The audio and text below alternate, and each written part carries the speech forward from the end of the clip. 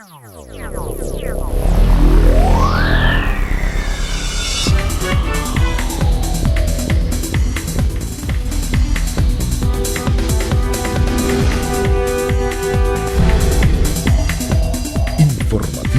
Mira TV está en ti.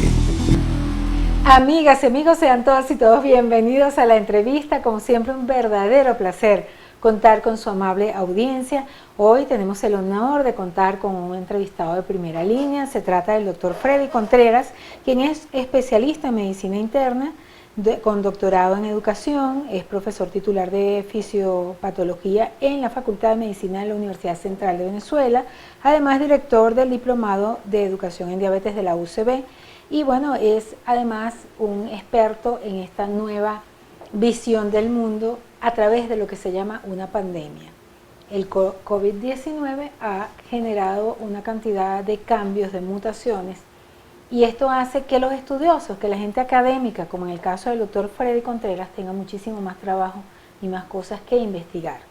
Y precisamente, incluso la Organización Mundial de la Salud ha expresado, y por los hechos los conoceréis, también lo expresa a través de su página web y todos los mecanismos que ha tratado de ofrecer a la colectividad para informar, para educar a la colectividad en torno a lo que significa una pandemia y en el caso particular el COVID-19. Y precisamente ese es el tema que vamos a tratar con nuestro invitado, muy precisamente oportuno, ya que él es profesor, está en el mundo académico, que eso es toda una cosmovisión muy particular. Vamos a hablar de la educación y el camino para erradicar el COVID-19, si este pudiese ser una opción para la humanidad. Bienvenido, doctor Freddy Contreras, muchísimas gracias. Como decíamos, un honor tenerlo aquí. Sabemos de su apretada agenda, por lo tanto le agradecemos mucho que esté con nosotros en este momento. Muchísimas gracias y bienvenido. Gracias, Daisy, por su gentil invitación. Y bueno, este tema es muy interesante y cada día estamos aprendiendo nuevos conceptos y nuevas áreas temáticas en este tema tan novedoso para el mundo, para los profesionales de la salud y para todos de alguna forma. Precisamente la desinformación, la expectativa, inclusive las elucubraciones e inventos y tesis conspirativas, al no tener información, obviamente cualquiera pues opina, mucha gente ha dicho muchas cosas, y el no saber dónde estamos parados es uno de los puntos y aparte que hemos tenido que vivir todos en el planeta con respecto al COVID-19.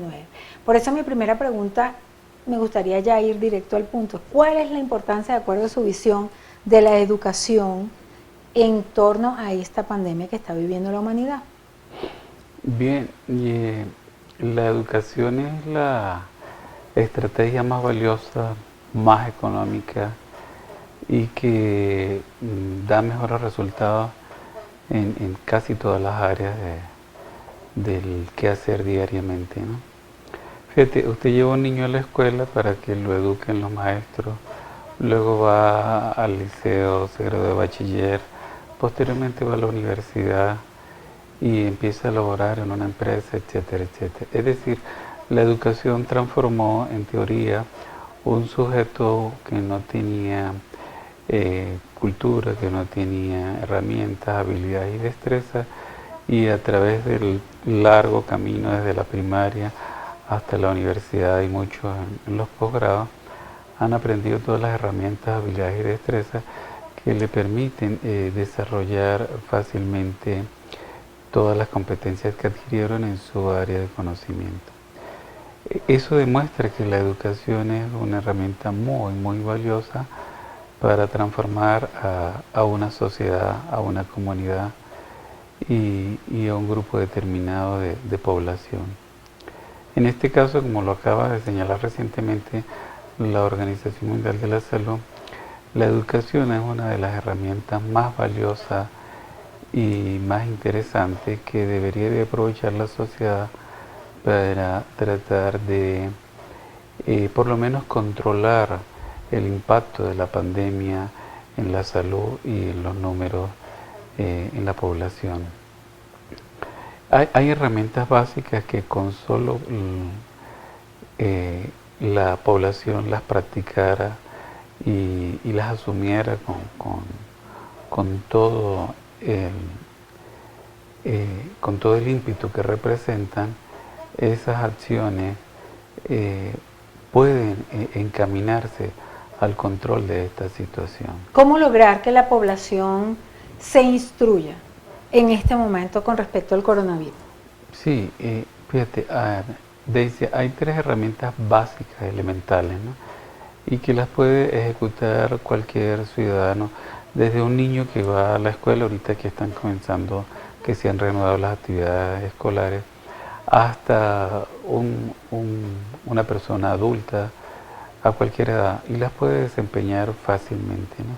Son 3 acciones básicas que tienen un impacto muy, pero muy importante en la detención de esta situación clínica.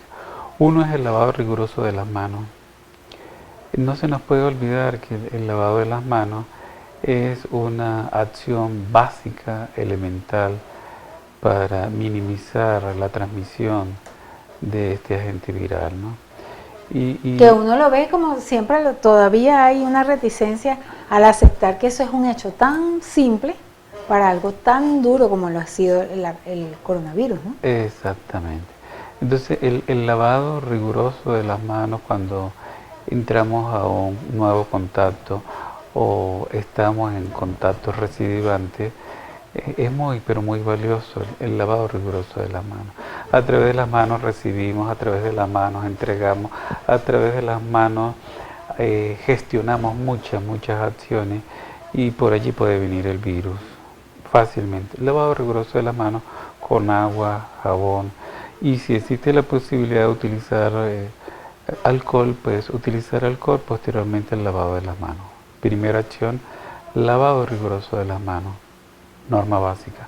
Segunda acción, la evidencia ha demostrado que el uso del tapaboca es una herramienta muy, pero muy valiosa para minimizar la expansión de este agente viral, ¿no? Entonces, el uso del tapaboca es la segunda herramienta pero tan importante como el lavado de las manos para detener la propagación de este virus. El uso del tapaboca, más que todo, no es para proteger a la persona que lo usa, sino si por si acaso la persona que lo usa tiene coronavirus y no lo sabe porque es asintomático u otra causa, no sigue la propagación. Interrumpe la propagación, ¿no? El tapabocas de muchas formas puede actuar para minimizar la expansión del virus, tanto para yo recibir como para yo expandir. Y de verdad es una herramienta que ha demostrado ser extremadamente valiosa y útil para minimizar la expansión de este virus. Y el tercer elemento muy importante, y sobre todo los jóvenes no acatan estrictamente esta tercera acción, pero es muy importante, el distanciamiento social. El distanciamiento social es muy importante, sobre todo cuando estamos en situaciones en las cuales necesariamente tenemos que interactuar. Por ejemplo, ahorita al renovarse las clases, la interacción entre estudiantes se va a incrementar y eso pudiera convertirse en un foco de En este momento, ¿usted cree oportuno que se hayan renovado convocado a las academias? Sí. Los datos epidemiológicos, los datos clínicos que vemos diariamente y los números que publica los entes del gobierno evidencian que probablemente no es el momento más apropiado para reanudar las actividades docentes. No obstante, la docencia tiene mucho tiempo paralizada.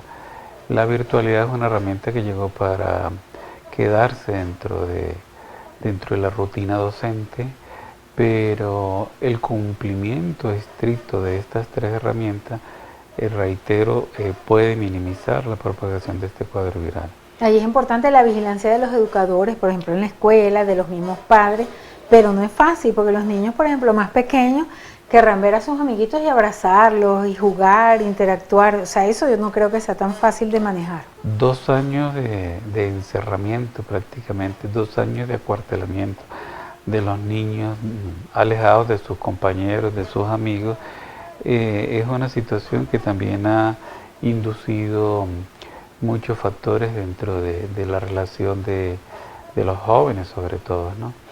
Pero estas 3 acciones, el lavado riguroso de las manos, el uso del tapaboca y el distanciamiento social siguen teniendo vigencia. Hoy más que nunca son de demostrada utilidad. No hay datos contrarios que evidencien que estas herramientas no cumplan su rol y son 3 acciones básicas, elementales, que en cualquier área laboral tenemos que adherirlas, cumplirlas y garantizar que se sigan adhiriendo todas las personas a estas 3 normas elementales. En el caso del hogar, ¿estos códigos deberían implementarse también dentro del seno del hogar? Sobre todo cuando llegan visitas o cuando llega gente que desconocemos o vienen familiares que están distantes, ¿no? Es necesario adherir a esa población que está llegando a nuestro círculo, que por favor se adhiera estrictamente a estas 3 normas. Lavado riguroso de las manos, el uso del tapaboca, y si van a ir a eventos sociales o simplemente, por ejemplo, ir al supermercado a comprar alimentos diarios o algo, o a una farmacia, a cualquier centro donde se acuda, el distanciamiento social. Esas normas son de cumplimiento estricto y eso minimizaría estos números y estos datos que cada día vemos en relación a esta situación. Ahora bien, he escuchado que en los centros de salud cualquier persona que tenga algún tipo de síntoma de que se sienta quebrantado es considerado posible coronavirus. ¿Cómo diferenciar los síntomas entre un coronavirus y la gripe? ¿Cómo saber cuándo una persona debe asistir a un centro asistencial o quedarse en su casa? O sea, ¿cuáles más o menos serían digamos, puntualizar pues esas acciones que deberían hacer desde la familia y en la escuela para ilustrar un poquito también a las personas, porque también el nervio y el estrés que ha generado todo esto no es nada normal?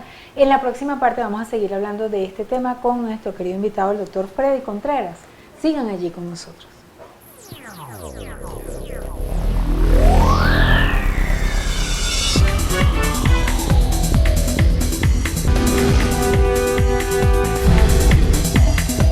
Informativo Mira TV está en ti.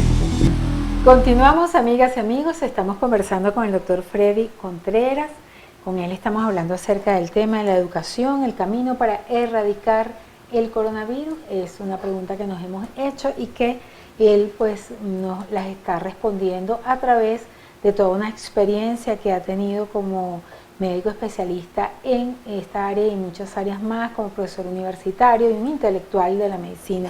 Doctor Freddy, quedamos pendientes para conversar acerca de esa angustia que genera cualquier síntoma que pudiera ser una gripe, pero siempre uno se angustia que podría ser coronavirus. ¿Cómo manejar esos códigos, cómo tranquilizarse un poco y hacer lo correcto, que a fin de cuentas es lo que tenemos que buscar todos? Claro.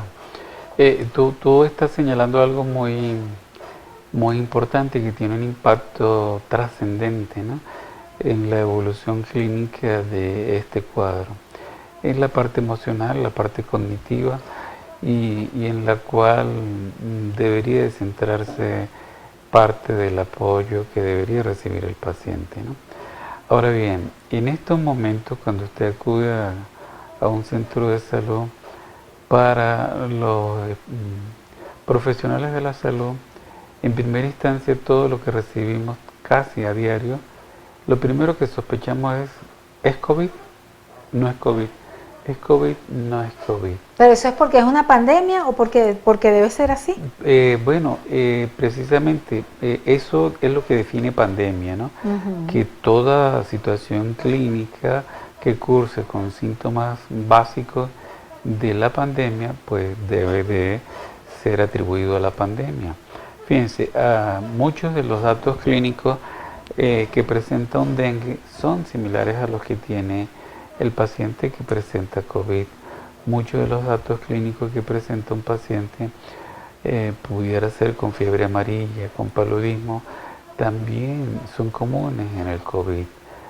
Obviamente el médico, el profesional de la salud, lo primero que va a pensar es que la opción que debe evaluar es COVID porque la incidencia, la prevalencia y el número de casos es muy importante. Entonces, ciertamente se piensa, se hacen los test diagnósticos, se hacen los estudios radiológicos en primera instancia para tratar de descartar COVID. Desde los síntomas al diagnóstico es un tiempo de dramático, ¿no? Sobre todo para el paciente, ¿no? Porque a veces el paciente en algunas situaciones no presta la debida atención. Fíjense que los diferentes estándares que recomiendan tratamientos hacen énfasis en que nosotros como profesionales de la salud deberíamos de considerar básicamente los factores de riesgo presentes en ese paciente. Por ejemplo, un joven de 16 años que acude por presentar cefalea, erupción en piel, anosmia, pérdida del olfato, pérdida del gusto y síntomas inespecíficos, muy probablemente ese paciente no va a requerir tratamiento intensivo, no va a requerir hospitalización, extremar las acciones que hemos señalado previamente, el lavado riguroso de las manos. A todo el que tenga síntomas le hacen unas pruebas. ¿Qué pruebas son confiables? Sí, el paciente con esos síntomas, por ejemplo un joven, pues debe someterse a los test establecidos para hacer diagnóstico, ¿no? El RTP, la prueba nasofaringea, la determinación del antígeno, la determinación del anticuerpo o las pruebas rápidas que convencionalmente también nos ayudan. Pero lo más importante es evaluar en ese paciente de 16 años factores de riesgo. Si ese paciente no tiene factores de riesgo, su cuadro clínico va a evolucionar de una manera muy sencilla, de una manera muy básica y sin mayores repercusiones, sin mayores complicaciones. Entonces, un paciente, el mismo paciente debe tener presente que los factores de riesgo incrementan en forma significativa la morbilidad y la mortalidad.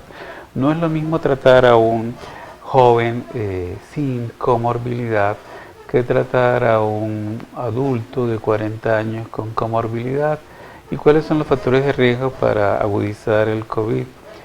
Nuevamente la educación juega un papel muy importante. Factores de riesgo. Por ejemplo, un paciente de 40 años obeso, hipertenso, diabético, asmático, ebótico o que tiene una enfermedad crónica que ha estado en tratamiento por algún tratamiento de larga data, pues esas condiciones son factores de riesgo que pueden incrementar la comorbilidad para desarrollar este cuadro clínico. A diferencia del joven de 16 años que no tenía comorbilidad, muy probablemente el cuadro clínico de ese joven de 16 años va a pasar inadvertido, va a pasar sin mayores consecuencias. ¿El COVID puede repetir? La experiencia que estamos viviendo demuestra que efectivamente sí puede repetir. Y a una persona que tenga riesgo, así como usted dice, enfermedades preexistentes, le puede dar igualmente fuerte y puede tener un riesgo mortal, que es lo que mucha gente teme. Sí, sí, aunque repita. Incluso pacientes vacunados con comorbilidad pueden presentar COVID. ¿Comorbilidad? Por ejemplo, ¿Me podría ilustrar un poquito? Sí, para... por ejemplo, un paciente de 70 años de edad que presenta diabetes de larga data, presenta hipertensión, presenta obesidad. Eso es comorbilidad y son factores de riesgo. Y esos factores de riesgo incrementan la aparición de complicaciones en el paciente una vez que está expuesto al COVID. Y si ese paciente está vacunado, pero tiene esas enfermedades de base, pues los riesgos de complicaciones se incrementan en forma significativa. Aunque esté vacunado y aunque tenga algunos mecanismos de defensa del propio organismo. Exactamente, aunque esté vacunado. No se puede confiar. Recuerden que la vacuna no es una patente de corso para decir que una vez que yo estoy vacunado tengo 100% de garantía de que no voy a recibir el COVID. Sobre todo las vacunas que han llegado a la población venezolana, la eficacia de esta vacuna está demostrado que en estos momentos es baja. Por ejemplo, la famosa vacuna china, recientemente la Organización Mundial de la Salud acaba de recomendar que la población, sobre todo la población con factores de riesgo mayor de 65 años de edad, y los profesionales de la salud deberían de recibir tercera dosis de la vacuna. En otros países ya están recibiendo esa tercera dosis. Claro. ¿En Venezuela la están recibiendo también? En Venezuela creo que no, y es antiético promocionar una tercera dosis de vacuna cuando no hemos llegado al 50% de vacunación de la población total. Entre más población esté vacunada, los riesgos de seguir transmitiendo la enfermedad van cayendo progresivamente.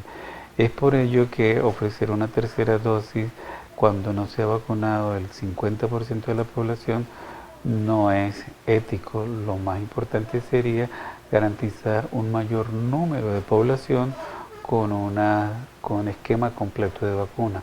Una vez que se haya vacunado más del 50% de la población, pues allí la población de mayor riesgo debería de ir a un plan de tercera dosis. Pero en estos momentos, definitivamente, por razones éticas, hay que darle oportunidad de vacunación al mayor número de población en general. También surge en países deprimidos económicamente, como el caso de Venezuela, el tema, por ejemplo, de la automedicación. Sí. ¿Debe una persona que tenga un síntoma específicamente relacionado con esta pandemia ir al médico? No puede automedicarse. Definitivamente la automedicación, en la mayoría de los casos, lo que hace es incrementar los riesgos y riesgos de comorbilidad. Por ejemplo, utilizar antibióticos, que no todo el tiempo deben usar. Exactamente. Es uno de los remedios que le dicen, bueno, tómate unos antibióticos. Yo me opongo radicalmente al uso de terapia farmacológica en forma empírica. Recuerden que los antibióticos están diseñados y tienen un espectro de acción muy claro contra bacterias, no contra virus. Lamentablemente todavía hay colegas, por ejemplo, recomendando en las primeras etapas del COVID acitromicina. La acitromicina es un antibiótico. En algunas etapas de esta pandemia se señaló que la acitromicina tenía un efecto antiviral. Hoy día la evidencia señala que la acitromicina no tiene ningún efecto antiviral. Sigue siendo un antibiótico de buen efecto, de buena tolerancia contra bacterias. Y entonces un paciente, y es casi rutina que a un paciente tiene síntomas o le hacen la prueba y resulta positivo, y muchos colegas o mucha gente llegada al área de la salud inmediatamente recomienda el uso de antibióticos, inmediatamente recomienda el uso de esteroides, e inmediatamente recomienda el uso de analgésicos, ibuprofeno, naproxeno, etcétera, etcétera. Y estos medicamentos en parte lo que hacen es enmascarar los síntomas de la historia natural del cuadro clínico, enmascarar esos síntomas, y en muchas ocasiones los pacientes se han complicado porque no recibieron el adecuado tratamiento desde los inicios de la enfermedad. Este cuadro clínico, al igual que todos, tenemos una historia.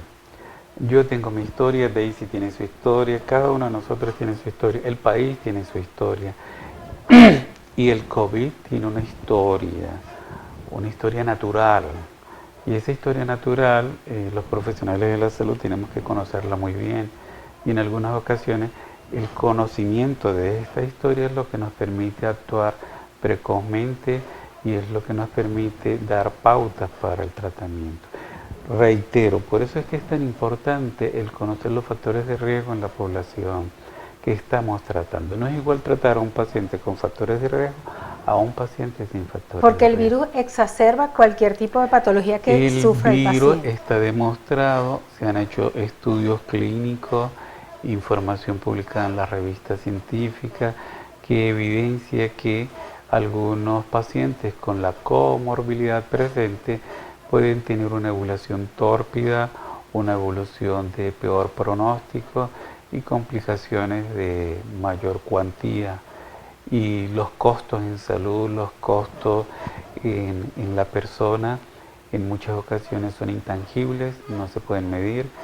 Y finalmente tenemos una alta incidencia de mortalidad por no haber tratado oportuna y adecuadamente o no haber interrogado oportuna y adecuadamente sobre la comorbilidad que presenta el paciente que está teniendo los signos y síntomas del COVID.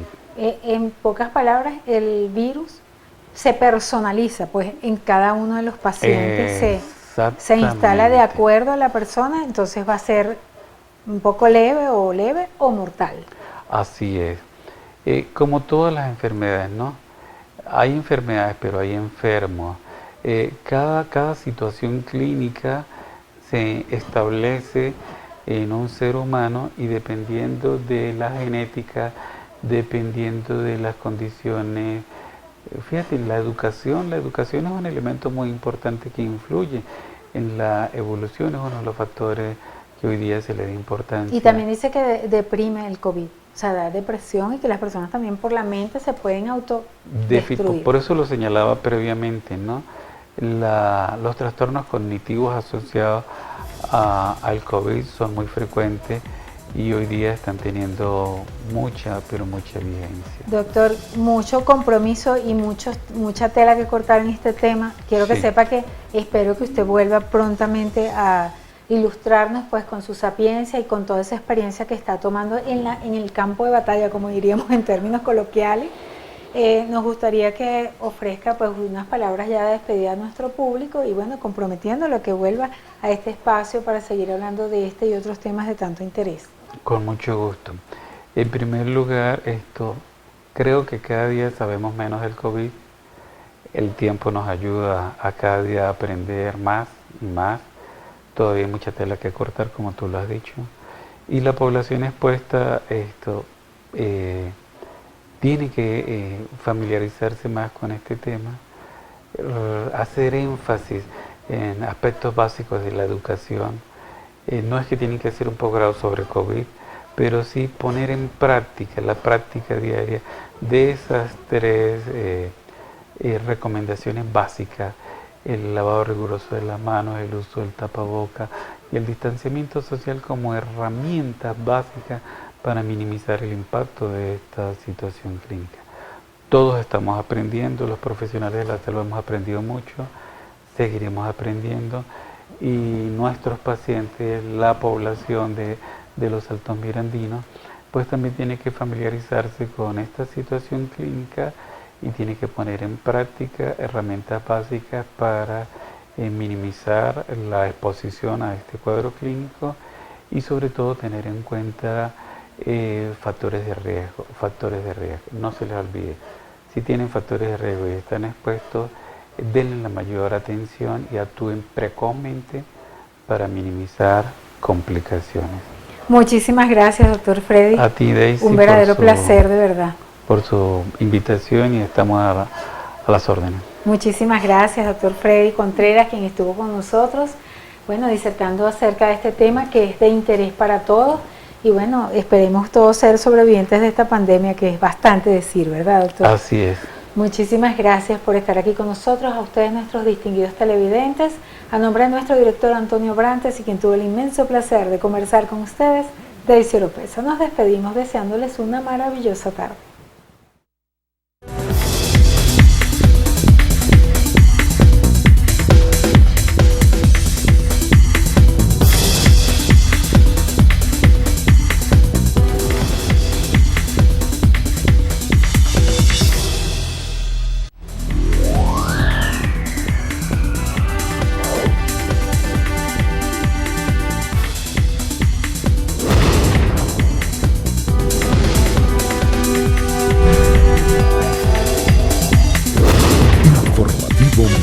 TV está en ti.